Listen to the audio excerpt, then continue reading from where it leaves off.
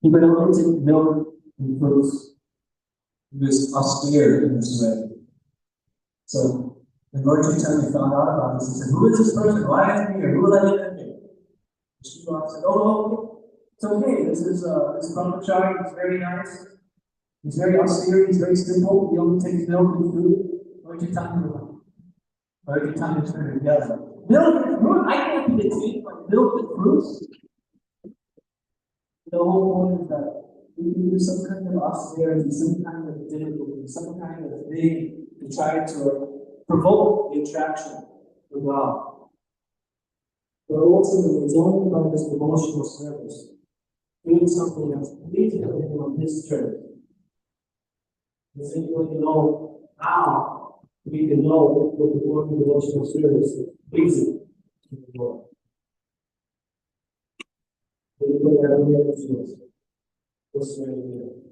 Like something prescribed by the Lord? Yes, exactly. So we brought up mentioned this in the third word that one has to take the serving of pure devotee of the Lord. Because the devotee of the Lord knows how to serve the Lord. And he can also give you advice and knowledge how to do that also. And the beautiful thing about this is not based on faith. So many people that turned off of religion or turned off of spirituality because the whole idea is you must have faith, you must believe. If you believe like this, then you will enjoy in your next life. And if you tell some person and say, what about my life now? I want to enjoy it now. So,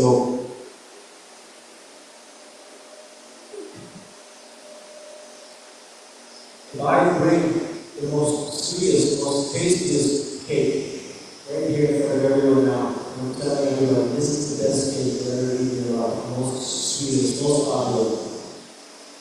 Will you believe me?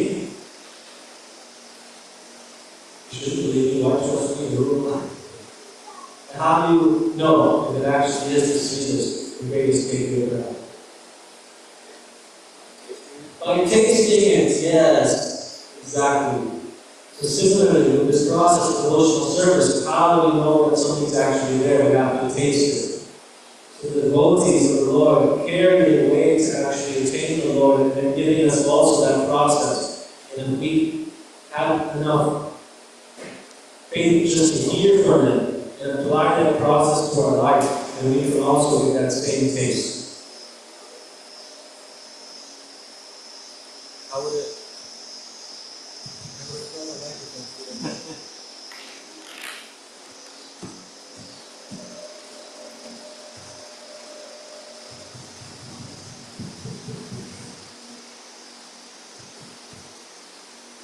So that taste is very easily attained. It's called Yuga.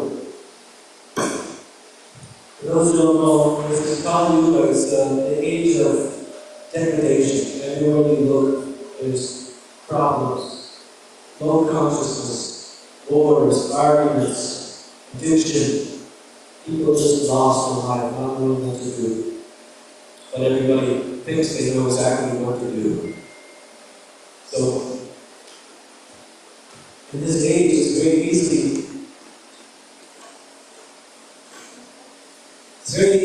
to attain this phase of Krishna consciousness, of actually understanding that Krishna is really there in the capital.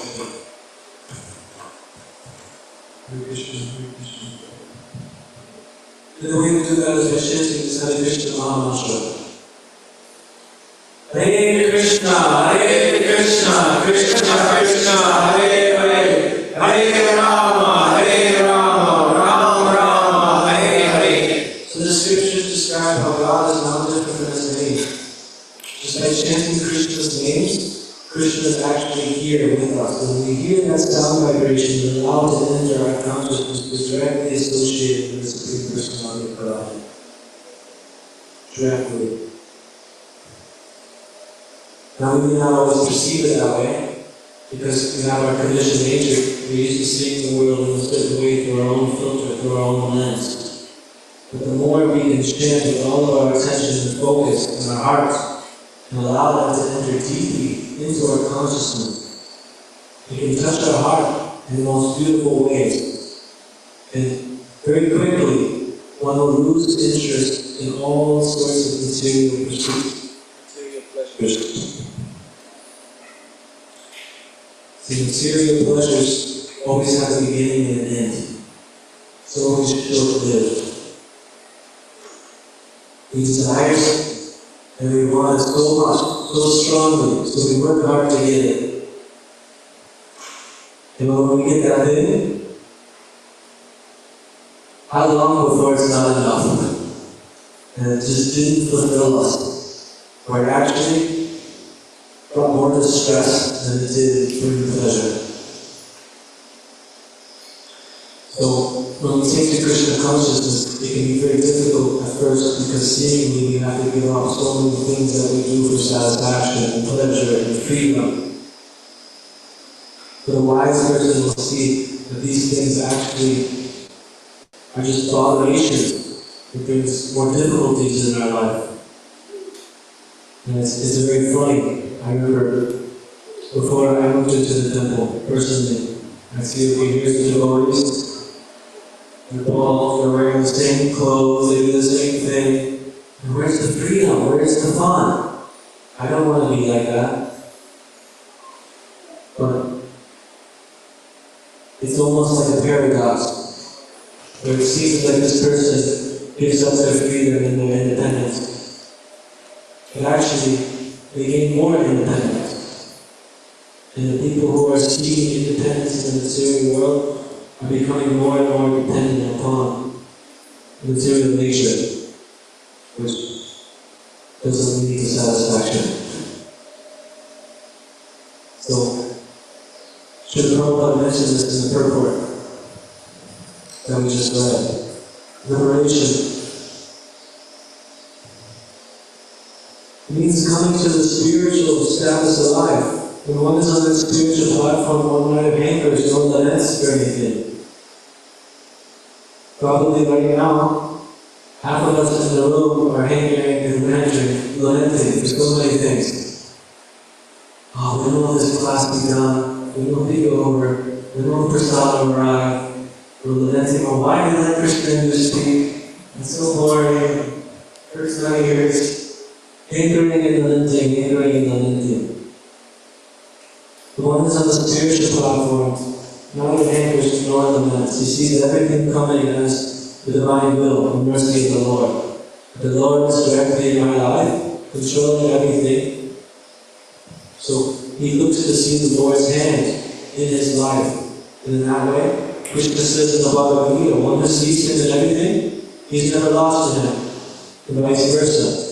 So the more that we're looking to see the way that God is interacting in our life and controlling everything, there's no reason to hanker and lament, there's no reason to be disturbed. Most people have problems arise, and we want to run from our problems. Let me break up from this relationship, let me get into a new relationship, let me quit this job, go to a new job, let me move from this city to this city, so on and so forth. But really, the root of the problems are all within the mind. Krishna says that the uncontrolled mind is the worst of enemies. But the mind that's brought under control is the best of friends. So we're working very hard to bring our mind under control while practicing Krishna consciousness, which is very easy to do because we fix our mind on Krishna.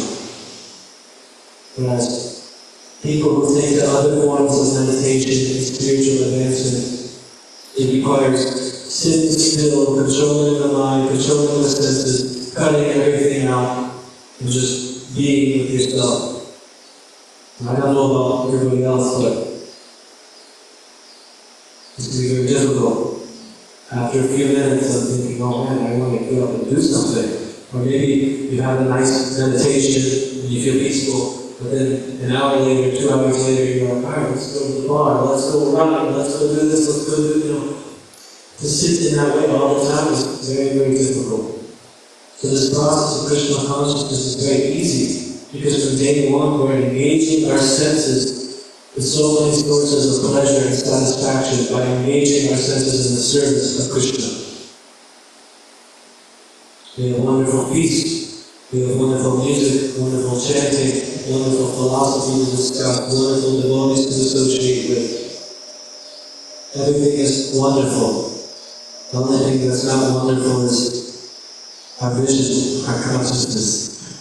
We bring our baggage with us. So the more we can let go of our baggage that we're carrying and accept what Krishna is trying to provide for us, the more we can experience the bliss, the nectar of Krishna consciousness right here, right now, and forever after.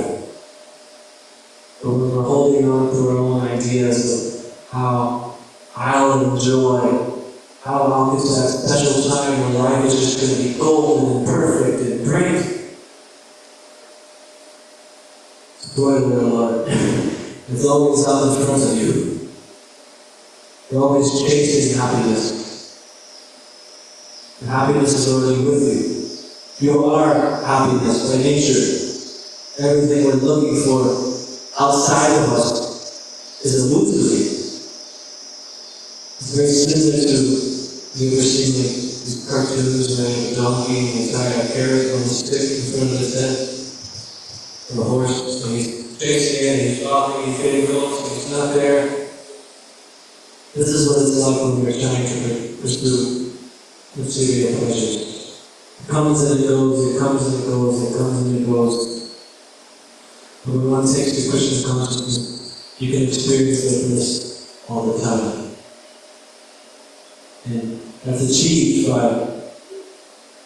remembering Krishna, to fix the mind on Krishna.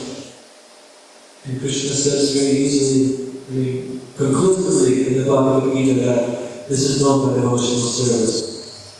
So devotional service can be practical. We can come to the temple, we can help clean, we can sweep, we can help cook, wash the pots. This is very nice. But who knows the most important form of devotional service? Somebody. Yes. Chanting. Chanting is nice. Somebody else?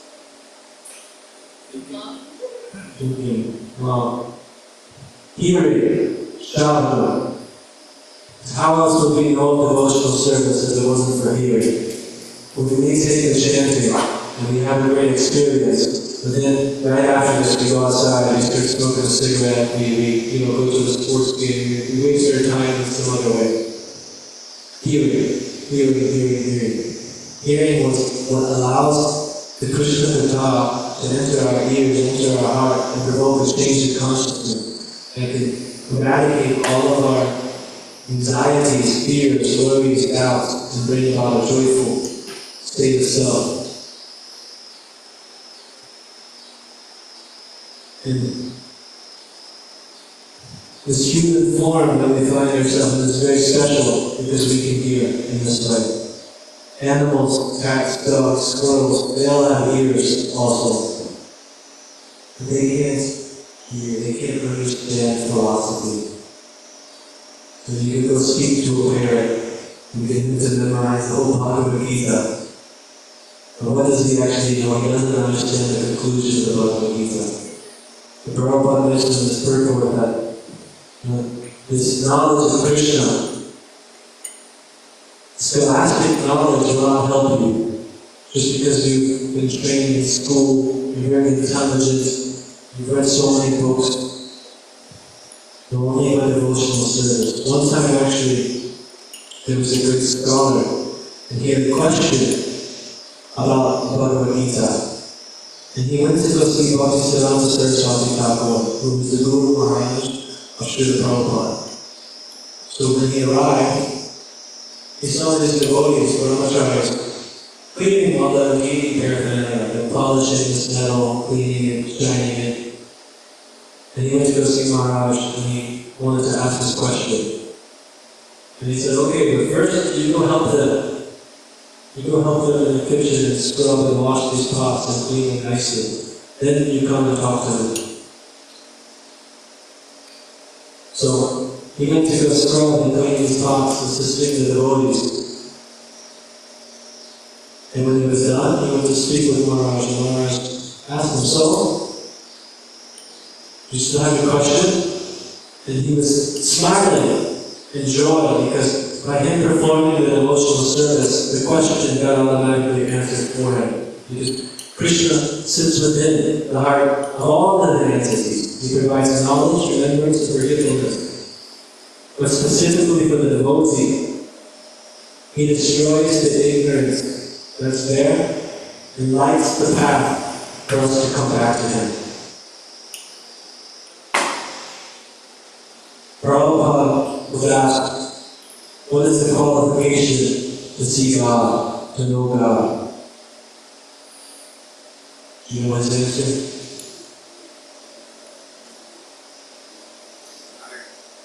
Desire, specifically love or greed. Greed. How strong of a desire, how greedy are we to actually know Krishna, to know God, to establish that relationship? If we really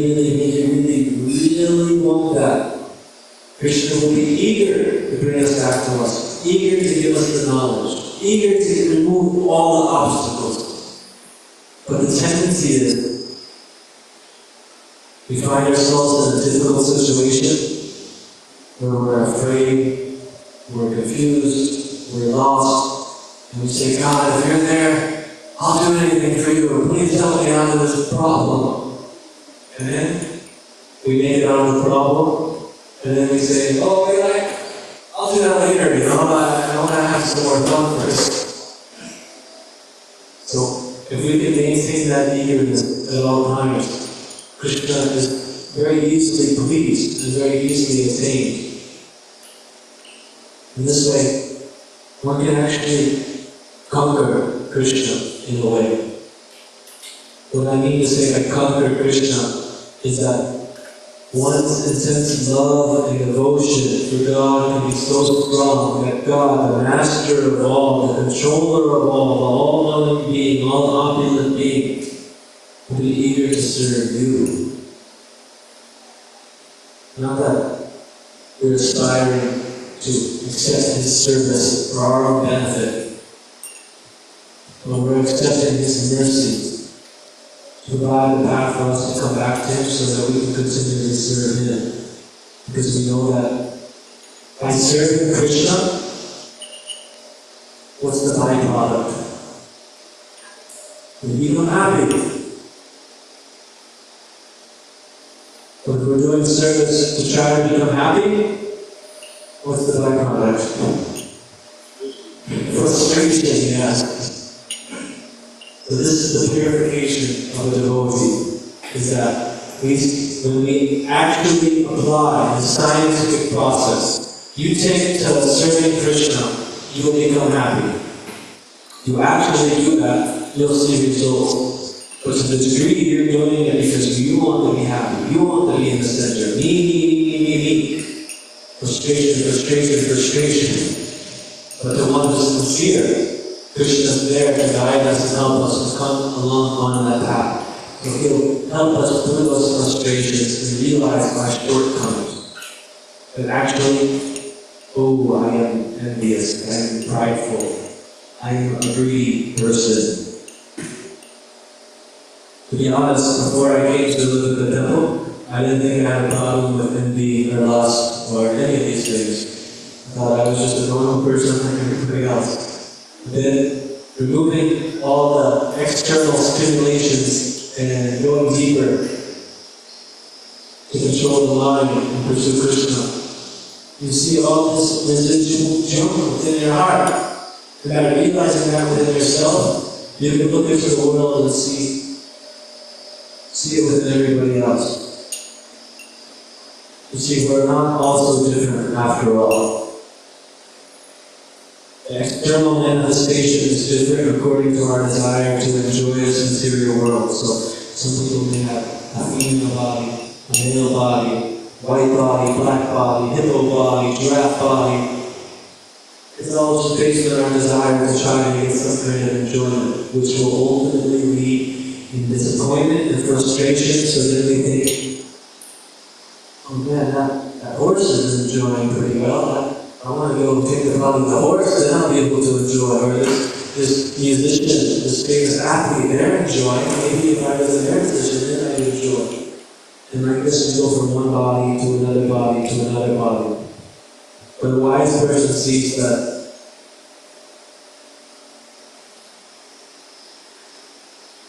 we're all just dealing with the same exact situation in our own way. We're all looking for this self-aggrandizement, this self-fulfillment, and self-happiness. But we're trying to fill a hole within our hearts. But that hole can only be filled by one mission. Returning to God. So, for those of you who have been chanting Hare Krishna for any length of time, I applaud you and I encourage you to keep chanting Hare Krishna always and always go deeper in your chanting.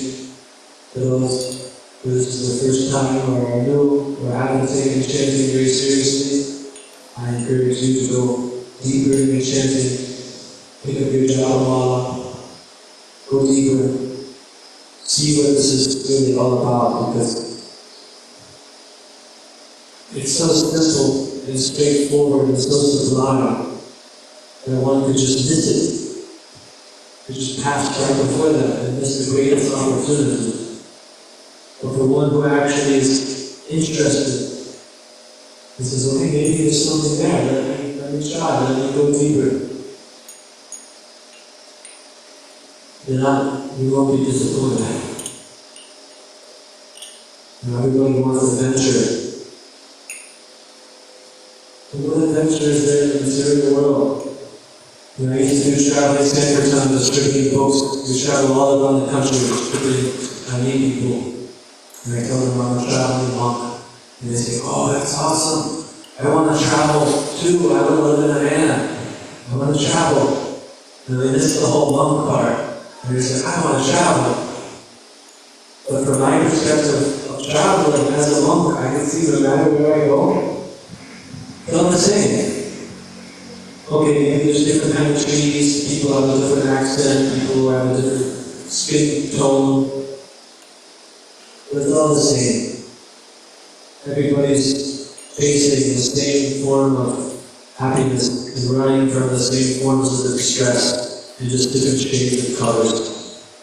So, with higher knowledge, we can see this and we can see where we should actually put our attention and our focus where it really matters. It really helps not just for us, but everybody in all existence. So, thank you for hearing. Thank you for being patient.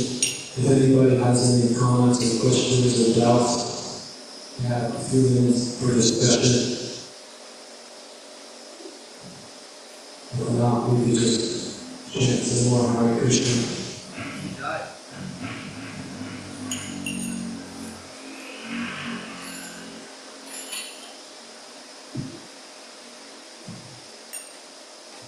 Hare Krishna, Krishna Krishna, Hare Hare, Hare Rama, Hare Rama, Rama Rama, Hare Hare. Hare Krishna, Krishna Krishna, Hare Hare. Hare Rama, Hare Rama, Rama Rama, Hare Hare. Hare Krishna, Krishna Krishna, Hare Hare. Hare Rama, Hare Rama, Rama Rama, Hare Hare. Hare Krishna, Krishna Krishna, Hare Hare, Hare Rama, Hare Rama, Rama Rama, Hare Hare.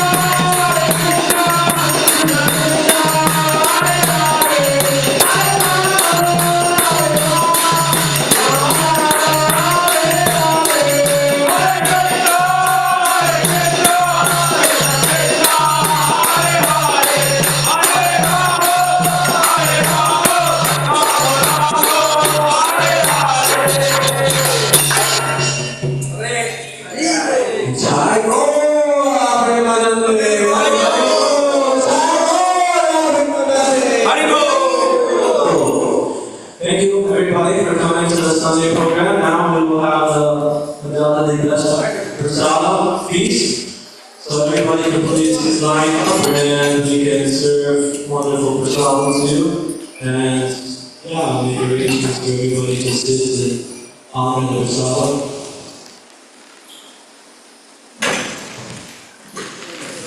Hare Krishna, how are you? Hare Krishna. So good. When did you come to town? I just got back from working.